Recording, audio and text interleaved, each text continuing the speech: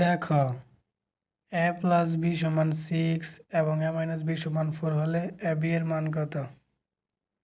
তাহলে আমাদের লিখতে হবে আমরা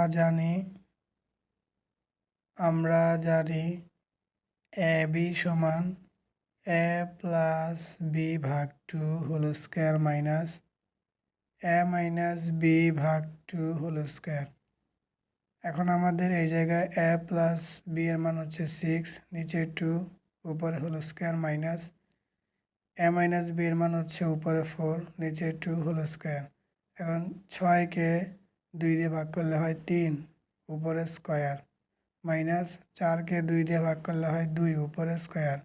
এখন 3-এর উপরে স্কয়ার মানে 3 3 9, মাইনাস 2-এর উপরে স্কয়ার মানে 2 2 গুণে 4। এখন 9 থেকে 4 গেলে হবে 5। এটাই আমাদের আনসার। a মাইনাস বি সমান 5 এবং a b সমান 2 হলে a কিউব মাইনাস b কিউবের মান কত? এটা আমাদের লিখতে হবে a cube minus b cube সমান a minus b whole cube plus 3ab into a minus b।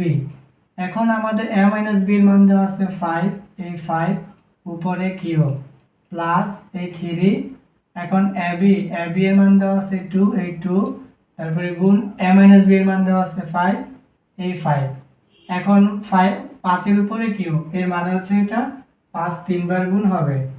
তাহলে 5 3 বার গুণ করলে হবে 5 5 25 আর 5 25 এ 125।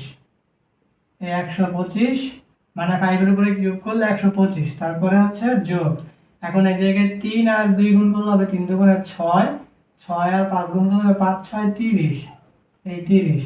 এখন 125 আর 30 যোগ করলে হবে 155। এটাই আমাদের আনসার।